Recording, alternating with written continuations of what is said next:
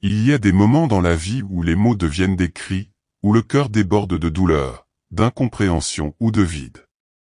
C'est dans un de ces instants sombres que j'ai prononcé cette prière, une prière simple, sans préparation, née du fond de mon âme blessée. Je n'imaginais pas que ces quelques mots allaient bouleverser ma vie à jamais. Je n'avais plus de force. J'étais fatigué de faire semblant, usé par les échecs répétés, les relations brisées, les rêves mort-nés. Tout en moi criait au secours, mais personne autour de moi ne semblait entendre. Alors, seul, les larmes aux yeux, j'ai fermé la porte de ma chambre, je me suis agenouillé, et j'ai dit, « Seigneur, je ne sais plus quoi faire. Prends le contrôle. Je t'abandonne tout. Change-moi. Je ne veux plus vivre sans toi. » À cet instant précis, quelque chose a changé. Ce n'était pas une voix audible, ni un éclair soudain, mais une paix m'a enveloppé. Une présence douce, invisible mais réelle, a rempli cette pièce. Je savais que Dieu m'avait entendu. Cette prière, faite dans la faiblesse, a ouvert une porte que je ne pourrais plus jamais refermer. Ce soir-là, j'ai compris que la prière n'est pas un rituel, mais un cri du cœur auquel Dieu répond. Ce n'est pas la longueur ou la beauté des mots qui comptent, mais leur sincérité. Dieu n'attend pas une performance, il attend qu'on s'ouvre à lui, tel que nous sommes. Depuis ce jour, ma manière de voir la vie, les gens et même mes combats a radicalement changé. Ce que je recherchais ailleurs, je l'ai trouvé en lui, la paix, le sens, la force, et surtout, l'amour. Cette prière n'a pas simplement changé une situation. Elle m'a changé, moi. Après cette prière, chaque jour est devenu un nouveau chapitre d'une transformation intérieure que je n'aurais jamais cru possible. Ce que je ressentais auparavant comme une chaîne autour de mon âme, la peur, la colère, la honte commençait à se briser peu à peu. Ce n'était pas toujours visible à l'extérieur, mais au fond de moi, un feu nouveau s'était allumé, un feu d'espérance. Je me suis mis à chercher Dieu, pas par obligation, mais par soif. La Bible, qui me semblait autrefois difficile à comprendre, est devenue une source de réponse et de réconfort. Chaque verset semblait me parler personnellement. C'était comme si Dieu utilisait sa parole pour me reconstruire, pour me rappeler que j'étais aimé, choisi, pardonné. Je ne prétends pas que tout est devenu parfait. Les problèmes n'ont pas disparu comme par magie. Mais la différence, c'est que je ne les affrontais plus seul. Dans mes moments de doute, je me rappelais cette prière, ce moment sacré où j'avais ouvert mon cœur à Dieu. Elle était devenue un point d'ancrage, une pierre sur laquelle ma foi s'est bâtie. Je voyais aussi les choses autour de moi différemment. Là où je ne voyais que rejet, je commençais à voir des opportunités de pardon. Là où je ne voyais que perte, je commençais à voir des leçons. Le changement n'était pas seulement spirituel, il était aussi émotionnel, mental et même relationnel. Cette prière a été le début d'un voyage de guérison. Elle ne m'a pas seulement rapproché de Dieu, elle m'a réconcilié avec moi-même. J'ai compris que Dieu n'attend pas qu'on soit parfait pour nous écouter. Il attend seulement qu'on lui donne une vraie place. Plus les jours passaient, plus je réalisais que cette prière avait ouvert en moi une porte que rien ne pouvait refermer. Je me surprenais à prier plus souvent, même sans m'en rendre compte. Dans la rue, dans les transports, dans ma chambre, je parlais à Dieu comme à un ami proche.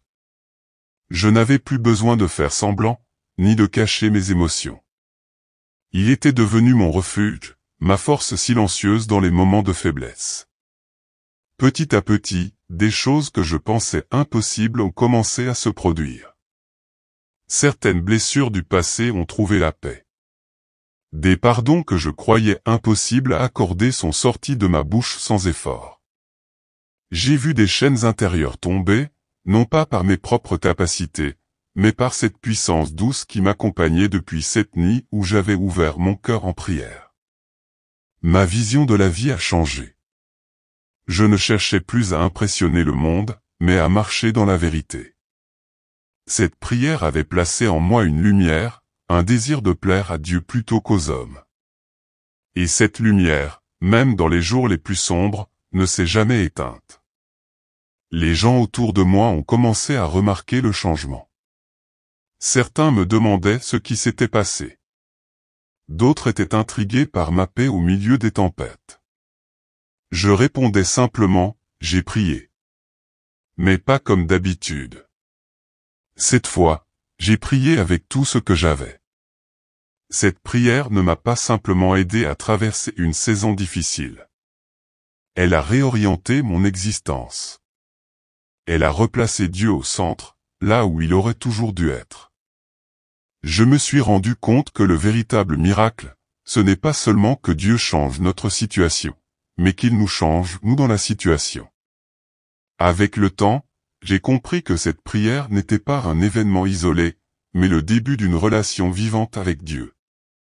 Chaque jour, je découvrais un peu plus de sa présence dans les choses simples, un lever de soleil, une parole d'encouragement, une chanson qui touchait mon cœur au bon moment. Ce n'étaient plus des coïncidences, c'étaient des rendez-vous divins.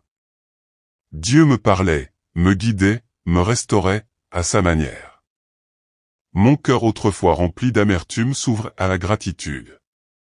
Là où je ne voyais que manque, je commençais à voir la provision. Là où je ressentais l'abandon, je découvrais sa fidélité. La prière m'avait relié à la source de la vie, et cette connexion transformait tout ce que je touchais. Ma manière de prier avait changé aussi. Ce n'étaient plus des demandes précipitées, mais des moments d'intimité, de silence parfois, où je laissais Dieu sonder mon cœur. Parfois, je ne disais rien, je restais là, en sa présence, et c'était suffisant. Ces moments devenaient des refuges où je retrouvais la paix, la force et le courage pour avancer. J'ai aussi compris que cette prière avait déclenché une guerre invisible. Les vieilles habitudes tentaient de revenir, les tentations se multipliaient, les épreuves semblaient s'intensifier. Mais j'avais appris à me battre autrement, à genoux. Là où mes forces humaines échouaient, la prière ouvrait des chemins que je ne voyais pas. Des personnes sont venues dans ma vie, envoyées par Dieu, pour m'accompagner dans ce processus de transformation. Des frères et sœurs dans la foi, des mentors, des amis spirituels, tous jouaient un rôle que je n'avais pas anticipé. Dieu utilisait chaque rencontre, chaque conversation, pour m'édifier. Ce chemin n'était pas facile, mais il était vrai. Et tout avait commencé par une seule prière, sincère, brute, honnête. Une prière qui avait bouleversé ma vie à jamais. Plus j'avançais, plus je réalisais que cette prière avait fait bien plus que me consoler dans un moment de détresse. Elle avait réveillé quelque chose en moi que j'ignorais, une soif de Dieu, une faim de vérité, un désir profond de vivre pour un but plus grand que moi. Je ne cherchais plus seulement une solution à mes problèmes, je cherchais sa volonté. Je ne voulais plus seulement être soulagé, je voulais être transformé.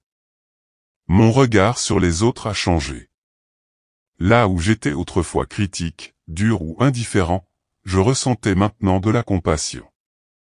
J'ai commencé à prier pour des personnes qui m'avaient blessé, pour des situations qui me semblaient perdues. Ce n'était pas facile, mais c'était réel. La prière que j'avais faite m'avait donné un cœur nouveau, capable d'aimer sans condition, capable de pardonner là où il n'y avait pas d'excuse. Même mes priorités ont changé. Je ne courais plus après les choses matérielles de la même manière. Je voulais investir mon temps, mon énergie, ma vie, dans ce qui portait du fruit éternel. J'ai compris que la prière ne change pas seulement notre monde intérieur, elle réoriente aussi nos objectifs, nos rêves, nos choix. Tout ce que je faisais maintenant passait par une seule question, est-ce que cela glorifie Dieu? Et plus je me rapprochais de lui, plus je découvrais des aspects de moi-même que je ne connaissais pas. Des dons enfouis, des blessures à guérir, des missions à accomplir. Cette prière m'avait mis en route sur un chemin que je n'avais jamais prévu, mais qui était visiblement celui que Dieu avait tracé pour moi. Parfois je repense à ce moment, dans cette pièce silencieuse, où j'ai tout abandonné. Et je me rends compte que c'est souvent dans les lieux les plus simples, dans les gestes les plus sincères, que naissent les transformations les plus profondes.